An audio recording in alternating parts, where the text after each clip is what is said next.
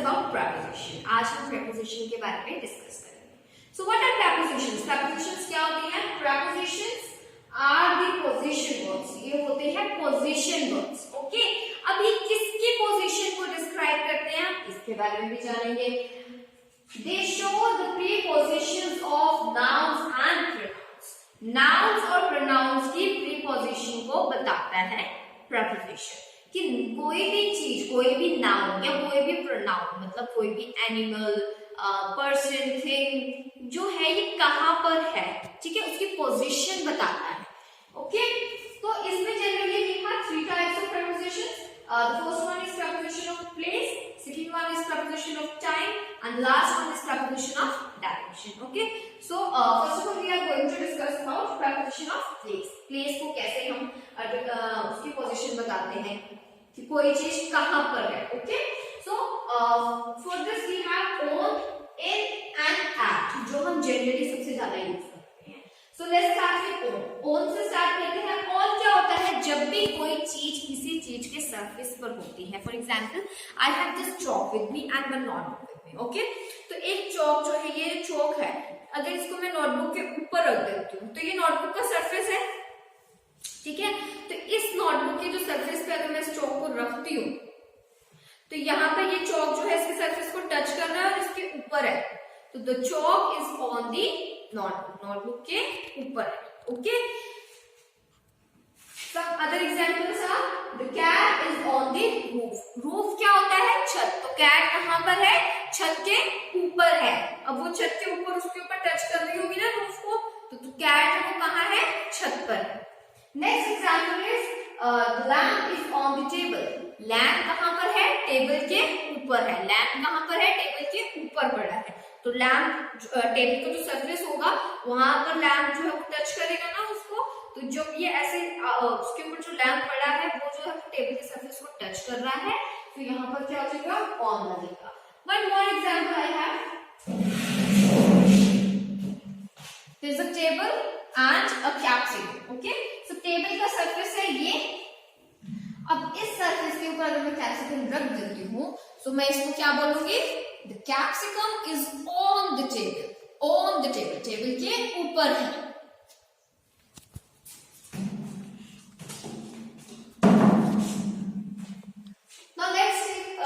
Now let's start in. अब हम in के बारे में. in क्या होता है? in लगता है जब कोई किसी एरिया के अंदर है, किसी एनक्लोज्ड एरिया में है, right? For example, there is a lamp in the room. हमने पहले पढ़ा था there lamp is on the table, table के ऊपर है. लेकिन अभी जो लैम्प है वो हम उसकी क्या पोजीशन बता रहे हैं कि वो रूम में है, रूम के अंदर है, किसी चीज के अंदर होना. ठीक है, there is a lamp in the room. There is a parrot in the cage. Cage क्या होता है? पिंजरा. पैरेट कहाँ पर है? पिंजरे के अंदर है. अगर मैं यहाँ पर ऑन लगा देती, there is a parrot on the cage, तो क्या बनता?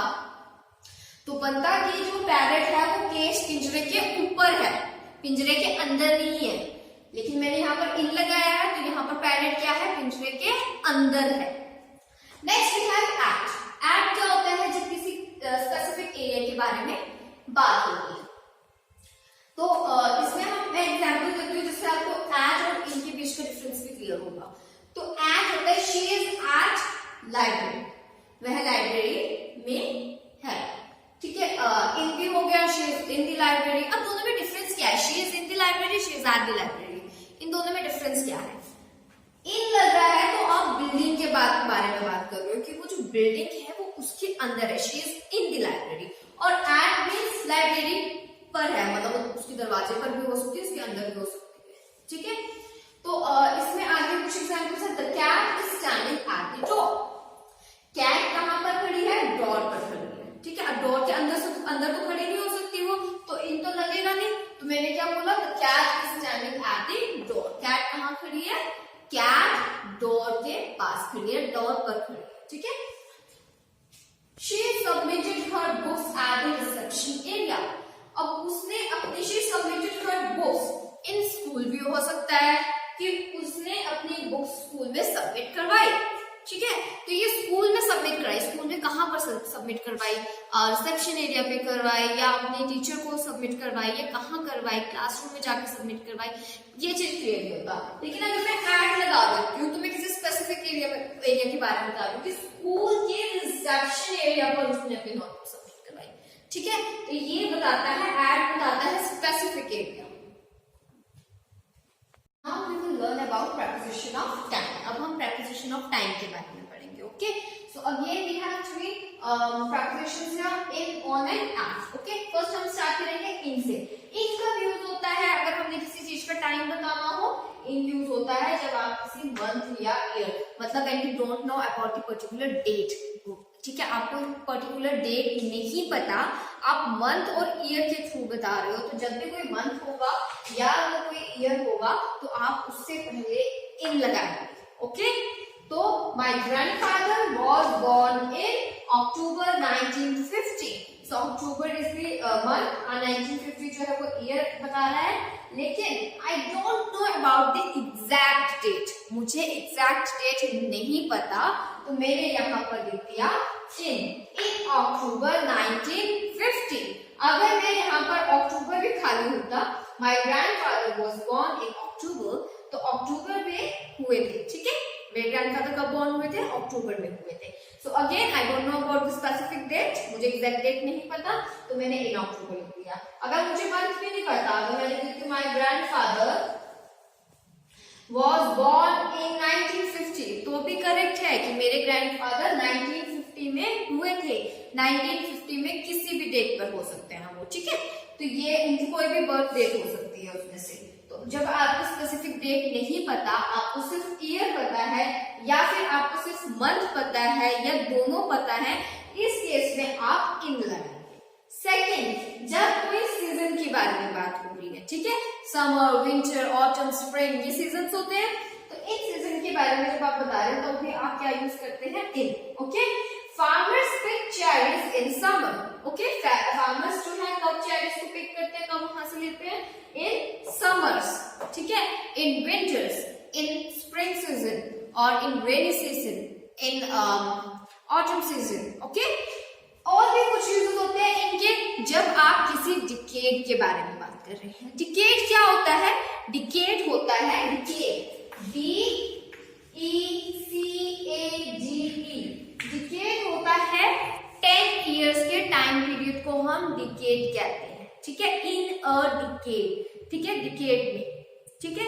ऐसे ही सेंचुरी के साथ भी इन लगता है। Next we have on. अब हमारे पास है ओन।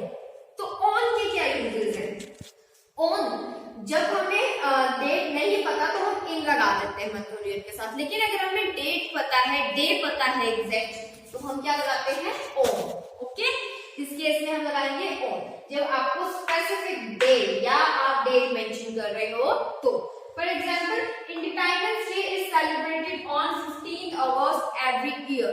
हर साल इंडिपेंडेंस डे जो है वो 15 अगस्त को सेलिब्रेट किया जाता है, ओके। तो यहाँ पर आपको एग्जैक्ट डेट पता है, एग्जैक्ट डेट क्या है? 15, तो एग्जैक्ट डेट पता है आपको, तो आप ऑन लगाएंगे, okay. On father's day I will give nice present to my father. Father's day पर मैं अपने फादर को एक अच्छा सा प्रेजेंट दूंगा। तो अब यहाँ पर वो स्पेसिफिक डे के बारे में बात हुई कि कौन से दिन वो अपने फादर को प्रेजेंट देंगे? फादर्स डे पर, तो यहाँ पर लगा ऑन, ठीक है। ऑन कब लगता है? जब किसी स्पेसिफिक डेट या डे के बारे में बात हो रही है। On Monday, on Wednesday, on Saturday, on Thursday, okay, on Christmas day, ठीक है। तो ये होते हैं स्पेसिफिक डेज। और डेट कोई भी स्पेसिफिक डेट हो, 15 अगस्त या 26 जनवरी, 17 मार्च, कोई भी एग्जैक्ट डेट जब आपको पता है तो आप उस केस में ऑन लगाते हैं, ओके। तो जब भी आपको मंथ या ईयर दिया है तो आपने इन लगाना है। जब भी आपको डेट दी है पर्टिकुलर या डेट दिया होगा तो आप ऑन लगाएंगे। Next we have at. अब एट कहाँ यूज होता है? एट यूज होता है जब आपको एग्जैक्ट टाइम दिया हो, exact time, like your class will start at 10 o'clock in the morning. आपकी क्लास मॉर्निंग में 10 o'clock स्टार्ट होगी। सो सबसे पहले मैंने एक चीज मिस कर दी थी, वो हम कर लेते हैं पहले कि इनका एक और यूज है। वो यूज क्या है? जब आप दिन के किसी टाइम को, जैसे morning, in the morning, in afternoon, in evening, तो इन में भी क्या लगता है? इन। ठीक है, जब आप पार्ट्स ऑफ द डे, मतलब डे के जो पार्ट्स होते हैं उनको आप बता रहे होते हो। ठीक है, I will do my homework in morning. मैं अपना होमवर्क मॉर्निंग में करूंगा, इन दी मॉर्निंग। ठीक है, तो आपको यहाँ पर स्पेसिफिक टाइम नहीं पता है कि मॉर्निंग में कितने बजे करूंगा, आपको टाइम नहीं पता है। लेकिन जब आपको एग्जैक्ट टाइम बताया जा रहा है that your class will start at 10 o'clock, कितने बजे स्टार्ट होगी? At 10 o'clock, तो सुबह 10 बजे। आज जब भी आपको एग्जैक्ट टाइम दिया हुआ है आप एड लगेंगे। अब इन दी मॉर्निंग, मॉर्निंग में, तो यहां पर लग गया in. Okay, now we will discuss about preposition of direction. Preposition of direction के बारे में डिस्कस करेंगे। तो प्रपोजिशन ऑफ डायरेक्शन क्या होता है कि कोई भी चीज किस डायरेक्शन में जा रही है, ये होता है preposition of direction. Okay, so इसके लिए हमारे पास तीन मेन है, into, on to and towards. इसके यूजेस में आपको बहुत कई बच्चों को प्रॉब्लम आता है, so let's discuss about it. In and into, in and into कैसे यूज होता है? इनका हमने यूज पढ़ा जब आप किसी रूम के अंदर है या किसी चीज के अंदर है, तो इनटू कहाँ यूज होता है? Like Riya is walking in the room, Riya room के अंदर वॉक कर रही है। But if I say Riya is walking into the room, तो क्या डिफरेंस है इन दोनों के बीच में? इनटू लगा है, इट मीन्स रिया बाहर से अंदर आ रही है, वो अंदर नहीं है, वो बाहर से अंदर आ रही है। चलो ठीक है, Riya is walking into the room, वो चलकर बाहर से कहाँ आ रही है? अंदर। लेकिन if I say Riya is walking in the room, it means वो रूम के अंदर ही वॉक कर रही है, बाहर से अंदर नहीं आ रही, नहीं अंदर से बाहर जा रही है, वो रूम के अंदर ही वॉक कर रही है। ठीक है, Riya is walking in the room, Riya room के अंदर वॉक कर रही है। Riya is walking into the room, कि रिया बाहर से रूम में आ रही है। Similarly on and onto, इसका भी इसी तरह से डिफरेंस है। ऑन हमें पता है किसी भी सरफेस के ऊपर कोई चीज होती है, जैसे हमने कैट का एग्जांपल लिया था, कैट अगर सरफेस के ऊपर है, रूफ के ऊपर है, तो हम बोलते हैं the cat is on the roof. यहाँ पर भी है कि cat is jumping on the table, cat कहाँ पर जंप कर रही है? टेबल के ऊपर जंप कर रही है। Okay, but if I say cat is jumping on to the table, तो इसका क्या मतलब है कि कैट नीचे है या किसी और जगह पर है और वो वहां से जंप कर टेबल के ऊपर आ रही है। तो जब वो किसी और, मतलब फ्लोर से या बेड से या किसी और जगह से या सोफे से जब वो कैट जंप कर टेबल पर आ रही है, तो हम यूज करते हैं ऑन टू, क्योंकि वो पहले कहीं और थी, अब कहीं और आ गई है, तो वो the cat is jumping on to the table. But अगर मैं बोल रही थी the cat is jumping on the table, it means वो वही टेबल पर थी और जंप कर वहीं पर वापस अपनी पोजीशन ले रही है। ठीक है, next is to and towards. To and towards क्या होता है? जब आप कहीं जा रहे हैं, ठीक है, तो वहां पर आप टू यूज करते हैं। For example, Renu is going to school, Renu कहाँ जा रही है? रेनू स्कूल में जा रही है। तो रेनू की डेस्टिनेशन क्या है? रेनू ने कहाँ पहुंचना है? स्कूल में जाना है, उसकी डेस्टिनेशन है स्कूल। बट अगर मैं बोलती हूँ Renu is going towards school, it means उसकी डेस्टिनेशन स्कूल नहीं है, वो स्कूल की तरफ जा रही है। टूवर्ड्स मतलब रेनू स्कूल की तरफ जा रही है। हो सकता है वो स्कूल के साथ कहीं और साइड पर जा रही हो, बैंक में जा रही हो, स्कूल के साइड में बैंक है तो वो बैंक में जा रही हो, लेकिन वो टूवर्ड्स स्कूल, स्कूल की तरफ जा रही है, लेकिन स्कूल पर नहीं जा रही है, स्कूल में नहीं जा रही है, वो स्कूल की तरफ जा रही है। So this is the difference between two and towards. There are some other prepositions also that we will discuss in another way.